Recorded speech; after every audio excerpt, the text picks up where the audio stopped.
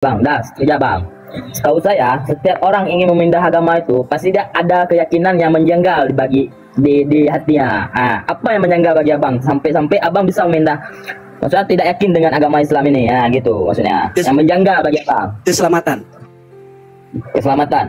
Sedangkan jelas-jelas bahwasanya keselamatan itu dijamin kok di dalam agama Islam itu, bang. Di mana dijamin? Abang tunjukkan ayatnya di mana dijamin dalam Islam. Ya, salam saudara yang dikasihi Tuhan, salam damai sejahtera bagi kita semua. Jumpa lagi bersama saya di channel ini. Pada kesempatan kali ini, saya ingin mengajak kita semua menyaksikan satu lagi kesaksian yang sangat-sangat luar biasa, teman-teman ya. Dari seorang murtadin asal Aceh, yaitu Bang Effendi Usman. Bang Effendi Usman bersaksi tentang keselamatan di dalam Yesus Kristus oleh kawan satu pesantrennya, teman-teman ya, ketika beliau live di TikTok, teman-teman. Apa yang membuat Bang Effendi Usman murtad dari Islam? Padahal Islam itu agama yang paling benar. Ini pertanyaan dari kawan satu pesantrennya, teman-teman. Sedangkan kitabnya orang Kristen itu sudah diubah-ubah. Nah, seperti apa teman-teman jawaban dan kesaksian dari Bang Effendi Usman? Simak video berikut ini. Halo. Ya. Mana Effendi? Kado ke ceramah hainan. Doa ke kamu dah. Kebang ke ceramah hurung ini. Ilang kan ku ceramah hurung, ku ceramah awakah supaya kapake TikTok baik gaduh di mana? Supaya baik gaduh di mana? Bahkan makanya kajak abad dalam sebuah hadis ke begapu. Soal nasihat. Soalnya Sayyidina Ali. Maka dia kajak abad Sayyidina Ali pun ke begah. Ada hendak nasihat kan bak manusia. Apabila asebi nasihat, asenya harus terdengar. Nyan apabila asebi nasihat, ulang-ulang manusia. Ase mantang bi nasihat wajib dengar. Nyan keun Sayyidina Ali. Tapi berdasarkan wakah bedan, akhlak, adaban. Bahkan anak akhlak dan adab, kan anak bet. Babut anak aja. Atau gajuk babut, jalan lu lampung. Nyambat. Ini kan anaknya. Nyan iu itu nakin. Mudan waduh. Lagi tupai kinang lawa. Waduh. Kamu sudah murtad. Kenapa kamu memberikan nasihat kepada saya? Kenapa beri nasihat kepada saya? Abdile, minta naik, saya naikin, minta naik. Kalau caci maki, langsung saya turunkan. Selamat malam, Bang Effendi. Malam. Ya, apa kabarnya? Baik, Bang. Baik, puji Tuhan, baik, puji Tuhan. Alhamdulillah, kebetulan saya pun rating abang di daerah dulu kan. Oh, satu rating kan? Enggak, abang 2006 ya. 2004. Saya 2014.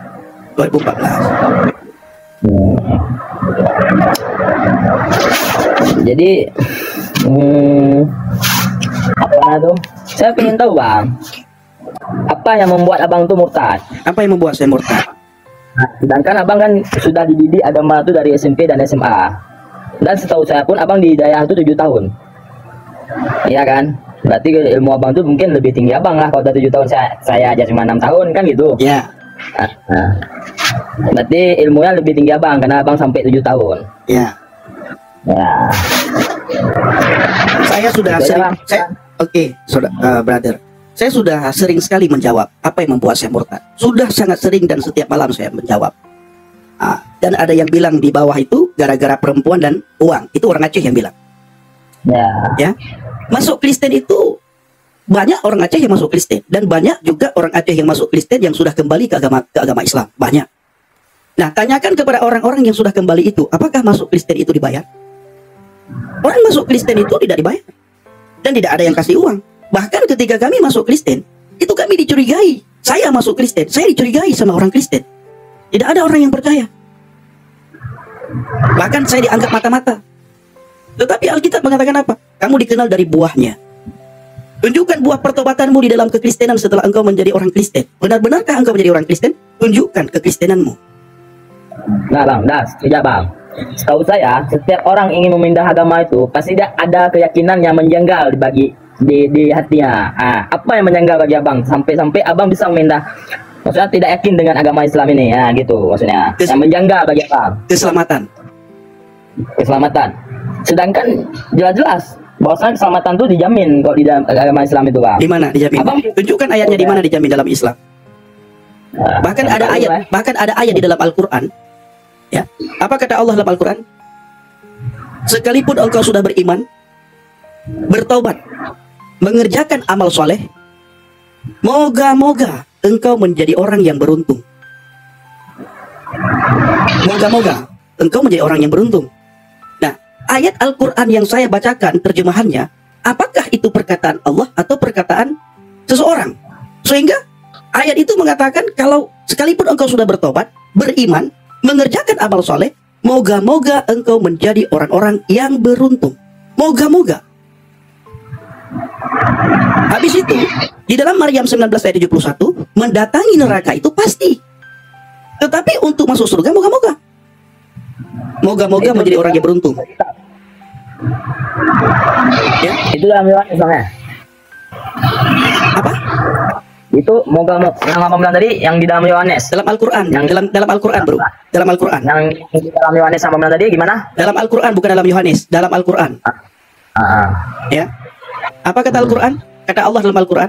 Nanti kamu cari, kamu catat. Nanti kamu cari ayat di Google. Ketik. Sekalipun engkau sudah beriman, bertaubat, beramal soleh, moga-moga engkau menjadi orang yang beruntung. Oh gitu, Bang. Itu yang membuat banyak. Mudah-mudahan. Itu satu. Yang kedua, Maryam 19 ayat 71. Ya. Wa iminkum illa wariduha kana ala rabbika hataman maqdiyan. Apa artinya? Coba Bang artiin lah. Enggak, dirimu lah yang artikan. Nah, Abang aja, Abang kan lebih senior. Nah, itu satu. Ya, itu dua. Nah, yang membuat saya murtad, adalah ketika saya membaca Yohanes 14 ayat yang ke-6. Akulah jalan dan kebenaran dan hidup. Tidak ada seorang pun yang datang kepada Bapa kalau tidak melalui aku. Ayat itu yang membuat saya percaya kepada Yesus. Dan tidak serta-merta saya keluar begitu saja setelah saya membaca Yohanes 14 ayat yang ke-6. Ya, sebentar saya jawab dulu. Ini dari tadi dia ketik ya. Ini ada yang bilang, Caleng masjid itu belum. Samudra, kamu tunjukkan. Pergi ke kampung saya, kamu tanyakan, kapan saya pernah membawa lari caleng masjid. Apabila satu caleng masjid saya bawa lari, saya kembalikan 10 caleng masjid. Coba kamu tunjukkan. Masjid mana yang saya bawa lari caleng, saya akan kembalikan 10 caleng masjid. Jadi jangan fitnah. Dalam imanmu dikatakan al-fitnatu asyaddu minal qatli. Memang kalian orang yang tidak takut. Karena boleh berbohong dan berdusta demi 3 hal. Nah, inilah bedanya dalam kekristenan. Dalam kekristenan, ya katakan ya, tidak katakan tidak. Lebih daripada itu berasal dari si jahat. Itu. Ya. Nah, kata nak ajus pendi murtadnya. Aduh, caci maki aja. Jangankan saya kalian caci maki, Tengku saja di Aceh kalian caci maki, ulama saja kalian caci maki, apalagi saya. Apakah saya takut dengan cacian makian kalian? Nah, sekarang kepada Samudra saya ingin tanyakan sekali lagi saya ngomong. Samudra, kamu bilang saya membawa caleng masjid di kampung saya. Ya. Kalau benar yang kamu sampaikan, saya akan kembalikan 10 caleng masjid beserta penuh dengan isinya. Oke, Al-Karna ya? Begitu ya? Nah, dulu, Bang. Dulu. Nah, apa? Jadi, Bang, kalian maksudnya di dalam setahu saya nih, di dalam agama Kristen itu Yesus itu disalib untuk menebus dosa-dosa anak-anaknya gitu ya maksudnya. Baca Alkitab supaya kamu paham. Enggak, saya mau pengen maksudnya tahu enggak, kamu tahu baca Alkitab. Itu terus yang ditanya, kami juga sudah capek jawabnya ya. Kamu baca Alkitab. Di dalam imanmu kan disuruh beriman kepada kitab sebelumnya. Beriman kepada Taurat, beriman kepada Zabur, dan beriman kepada Injil. Cuman Taurat dan Zabur yang kita imankan, kalau kita imankan sekarang itu ya banyak dari otak-atik sama yang tidak di otak-atik itu yang mana? Taurat yang mana? Taurat yang mana yang tidak di otak-atik? Injil yang mana yang tidak di otak-atik? Dan Zabur yang mana yang tidak di otak-atik? Semua ada di otak-atik, Bang. Oh ya? Kamu pernah baca Alkitab? Kalau baca Alkitab nggak pernah. Dari mana kamu tahu kalau Alkitab di otak-atik? Kak Agnes, terima kasih Kak. Terima kasih Kak Agnes, Tuhan berkati selalu. Kamu Alkitab tidak pernah baca. Pegang pun tidak pernah. Dari mana kamu tahu Alkitab sudah di otak-atik? Ya. Al-Quran datang 650 tahun setelah Alkitab, setelah Injil. Seandainya Alkitab ini sudah dipalsukan, nanti kamu baca dalam surah Al-Maidah ayat 46, ayat 47, dan ayat 48. Kamu baca di situ, apa dikatakan oleh Allah tentang Alkitab. Apakah Allah Subhanahu wa Ta'ala pernah melarang kalian supaya tidak membaca Alkitab lagi? Atau ada manusia yang melarang kalian sehingga kalian tidak pernah membaca Alkitab? Saya tidak pernah menjumpai satu ayat pun di dalam Al-Quran di mana Allah melarang kalian untuk membaca Alkitab. Nah, saya ingin bertanya kepada kamu, Al-Quran itu berapa surat? Apa bang? Al-Quran berapa surat? Al-Quran itu berapa surat? Berapa ya? 3. Bentar bang. Yang buka Google. Sekarang buka Google HP cuma satu. 114 surat. Kamu buka Google. Mana Google HP satu? Kan kenapa? Kalau kamu tidak buka Google, begitu saya tanya, kamu langsung jawab. Nggak mengulang-ulang bang. Ya, berapa ayat? 114. Berapa surat? 114. Berapa ayat? Ayatnya berapa ya? 114. Sebagian ulama mencatat 6.666 ayat. Sebagian lagi lebih. Nah, pertanyaan saya, di antara surat Al-Quran itu, di antara surat Al-Quran 114 surat, dan di antara ayat 6.666 ayat, di surat apa, di ayat keberapa Allah melarang kalian membaca Alkitab? Ada tidak larangan di dalam Al-Quran kalian tidak boleh membaca Alkitab? Nggak gini aja bang. Jangan gini. Ada nggak larangan dalam Al-Quran Allah melarang kalian untuk membaca Alkitab? Itu saya pelajari lagi. Nggak, maksudnya gini aja. Saya satu pertanyaan lagi turun bang. Enggak. Kamu nggak pernah baca Alkitab, untuk apa kamu ini kan? Kitab kamu saja kamu tidak pahami, ya? Kitab kamu saja kamu tidak pahami.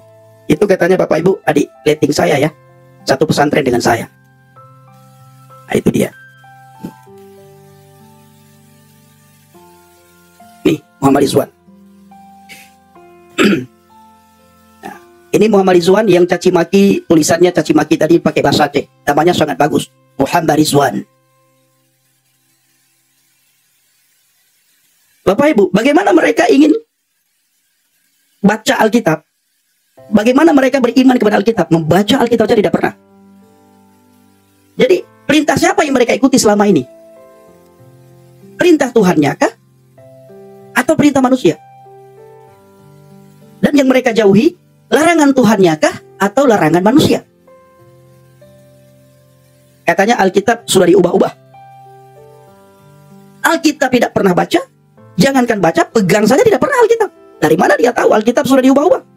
Itu Bapak Ibu doktrin. Ya, itu doktrin. Saya juga dulu seperti itu. Mengatakan kepada orang Kristen, Alkitab sudah diubah-ubah. Padahal saya tidak pernah membaca Alkitab. Jangankan membaca, melihat saja tidak pernah. Melihat saja tidak pernah. Itu doktrin. Siapa yang mendoktrin? Ya, itu Bapak Ibu. Doktrin turun-temurun. Makanya saya selalu mengajak orang untuk berpikir dengan akal yang sehat, berpikir dengan hati yang tulus, dengan hati yang jernih. Ya, ini dia. Ini Bapak Ibu caci maki semua. 668 penonton yang nonton live itu 600, mungkin 500 lebih dari ujung Sumatera, orang Aceh. Caci maki semua Bapak Ibu, caci maki semua. Ini dia. Sebagaimana saya katakan tadi, jangankan saya, sesama mereka saja mencaci maki, apalagi saya, ya. Nah, ini apa katanya Bapak Ibu? Ini ada yang bilang itu biblos bukan Alkitab. Nah, itu biblos bukan Alkitab. Lalu Alkitab yang mana? Biblos itu Bible, itu bahasa Inggris, bahasa Indonesia Alkitab bro. Nah, gak jawab bet, mereka ada lampung, onte raya, kadang tu benar. Bapak Ibu lihat tadi ya, itu orang itu oknum dari Serambi Mekah, pernah pondok pesantren, pernah mondok di pesantren, dan dia mengaku tadi adik letting saya, tidak tahu apa-apa, tidak tahu apa-apa, tidak paham apa-apa, tidak mengerti apa-apa. Dia mencoba untuk framing Alkitab sudah dipalsukan, Alkitab sudah diubah-ubah. Kami tidak lagi baca Alkitab karena Alkitab sudah diubah-ubah. Kalau kita bertanya, siapa yang mengubah, ayat mana yang diubah, dan ayat mana yang tidak diubah, tidak akan bisa mereka jawab. Jadi mereka itu sudah turun-temurun. Ahmad Dedet, ya, yang sangat terkenal, udah mati sekarang. Ahmad Dedet menurunkan ilmu kepada Zakir Naik. Nah, Zakir Naik ini menurunkan ilmunya kepada mereka-mereka itu, Bapak Ibu. Makanya pertanyaannya itu sama. Dari zaman Bahlul sampai tahun 2024 ini, pertanyaannya itu terus. Itu terus pertanyaannya. Saya juga dulu sama seperti mereka. Maka butuh Alkitab sebagai pengetahuan, sebagai ilmu, sebagai penerangan, sebagai petunjuk bagi umat manusia. Ini Alkitab. Alkitab ini sebagai pedoman bagi manusia. Alkitab ini sebagai penerangan bagi manusia. Alkitab ini sebagai petunjuk bagi manusia. Makanya orang yang membaca Alkitab, hidupnya itu berubah. Orang yang membaca Alkitab.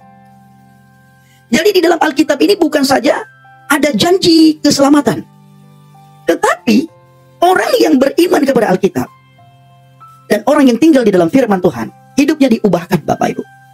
Karakter kita itu diubahkan. Bapak Ibu, tidak ada yang tidak kenal saya. Bang Naga Kaca, terima kasih.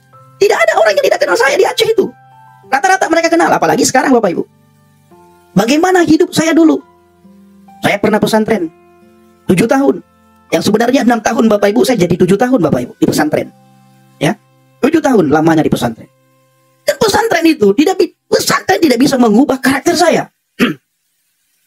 Pesantren tidak bisa mengubah karakter saya. Buktinya 7 tahun saya di pesantren, karakter saya, Bapak Ibu, tidak bisa berubah. Tidak bisa berubah. Alkitab yang dikatakan oleh orang ini palsu, Alkitab inilah yang mengubah karakter saya, Bapak Ibu. Dulunya jahat, tidak kenal kasih, sekarang jadi baik dan mengenal kasih. Dulunya Bapak Ibu sulit mengampuni, bahkan tidak bisa mengampuni. Yang ada dendam. Ketika ada orang yang menghina, bagaimana caranya saya bisa membalas hinaan itu? Timbul dendam. Kenapa? Karena tidak mengenal Tuhan yang Maha Kasih. Sehingga kasih Tuhan itu tidak ada pada saya. Kenapa tidak ada? Karena saya tidak mengenal Tuhan yang Maha Kasih tersebut. Begitu saya mengenal Tuhan yang Maha Kasih itu, Bapak Ibu, nah, Tuhan yang Maha Kasih ini mengajarkan saya, kasihilah Tuhan Yahweh Tuhanmu dengan segenap hatimu, dengan segenap akal budimu, dan dengan segenap jiwamu. Dan kasihilah sesamamu manusia sebagaimana engkau mengasihi dirimu sendiri. Nah, ini Bapak Ibu. Saya tidak menemukan di dalam iman saya yang lama, kasihilah sesamamu manusia sebagaimana engkau mengasihi dirimu sendiri. Tidak ada. Buktinya tidak ada, Bapak Ibu. Banyak pendakwah hari ini kita mendengar, jangan bersahabat dengan orang kafir yang tidak seiman, seagama, seakidah. Jangan makan di rumah orang kafir karena piringnya najis, gelasnya najis. Itu Bapak Ibu sudah tidak bisa lagi mengasihi sesama. Tetapi timbul pertanyaan, Bang Pendi, ada kok, banyak kok saudara-saudara, tetangga-tetangga itu, mereka ketika datang ke rumah saya, mereka mau makan di rumah saya, mereka mau pakai gelas dan piring yang ada di rumah saya, mereka tidak bilang najis. Tapi Bang Pendi bilang, mereka bilang najis. Itu Bapak Ibu, karena mereka memakai hati nurani.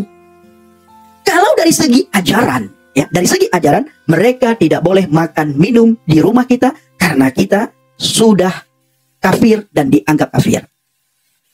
Tapi kalau memakai hati nurani, mereka tidak mau tahu itu. Yang penting kita tidak berantem, tidak pukul-pukulan. Yang penting kita harus baik dengan siapapun. Baik dengan siapapun dan baik dengan siapapun, Bapak Ibu. Itu yang penting. Nah, ini dia. Makanya ada mu'alaf tertentu, ketika dia pulang ke rumah orang tuanya yang masih Kristen ataupun yang masih Katolik, si mu'alaf tersebut tidak mau makan di rumah orang tuanya yang masih Kristen ataupun Katolik. Tidak mau. Tapi Bang Pendi, ada kok saya jumpai, saya melihat mu'alaf ketika dia pulang ke rumah orang tuanya, dia masih pakai gelas dan piring orang tuanya dan masih mau makan di rumah orang tuanya. Nah, itu Bapak Ibu karena dia memakai hati nurani. Tapi kalau memakai ajaran, standarnya ajaran dia tidak boleh makan dan minum di rumah orang tua yang masih Kristen ataupun Katolik, karena dianggap piring dan gelasnya itu najis, saudara. Nah, ini. Itu belum lagi menjawab salam. Kalau mereka memberikan salam kepada kita, itu salam yang tidak ikhlas. Kalau menjawab, jawabannya juga tidak ikhlas. Bapak Ibu bisa lihat sendiri. bagaimana orang-orang Aceh yang naik ya, oknum-oknum muslim dari Aceh yang naik ke tempat kita, cacian makian semua. Bahkan ketika saya mengajari mereka, menasehati mereka, mereka minta ayat. Di mana ayatnya? Tidak boleh caci maki. Ini lucu Bapak Ibu. Ya, ini lucu sekali. Di mana ayatnya tidak boleh caci maki? Maka saya sangat bersyukur hari-hari ini Bapak Ibu. Banyak orang Aceh yang DM saya. Bang Pendi ajarin saya Alkitab. Bang Pendi bawa saya bersama Bang Pendi. Bang Pendi tolong saya sepertinya salah arah. Banyak saudaraku, banyak yang DM.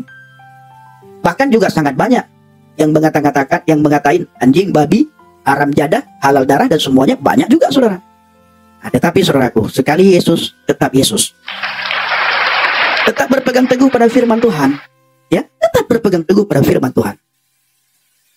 Di luar Yesus binasa. Tidak ada juru selamat selain Yesus. Sebagaimana yang sering saya katakan, agama boleh banyak, nabi boleh banyak, rasul boleh banyak, juru selamat hanya satu. Itu satu.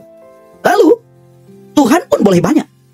Kenapa Tuhan boleh banyak? Karena semua agama meyakini punya Tuhan masing-masing, sesuai dengan imannya, sesuai dengan ajaran dan agamanya. Agama A, dia punya Tuhannya ini. Agama B punya Tuhannya ini. Agama C punya Tuhannya ini. Agama D punya Tuhannya ini. Maka semua agama itu punya Tuhan menurut keyakinannya yang diimani oleh si pemeluk agama tersebut. Tetapi Bapak Ibu, Alkitab mencatat di bawah kolong langit ini tidak ada nama yang bisa menyelamatkan kita manusia selain di dalam nama Yeshua HaMashiach. Ya, teman-teman sekalian, itulah dia videonya teman-teman ya. Kesaksian yang sangat luar biasa dari Bang Pendi Usman teman-teman ya. Semoga lewat kesaksian ini iman kita semakin kuat teman-teman ya. Di dalam Markus 16 ayat 15 dan 16 dikatakan, "Pergilah ke seluruh dunia, beritakanlah Injil kepada segala makhluk. Siapa yang percaya dan dibaptis akan diselamatkan, tetapi siapa yang tidak percaya akan dihukum." Ya, jadi saudara sekalian, pesan dari Markus 16 ayat 15 dan 16 ini adalah agar kita sebagai umat Kristiani lebih giat mengabarkan Injil Kristus kepada semua orang, sehingga mereka dapat percaya dan diselamatkan. Siapa yang percaya dan dibaptis akan diselamatkan. Bapak Ibu Saudara yang dikasihi Tuhan, firman Tuhan ini mengajak kita semua untuk bertekun memberitakan kabar baik itu kepada semua orang yang merindukan lawatan Tuhan.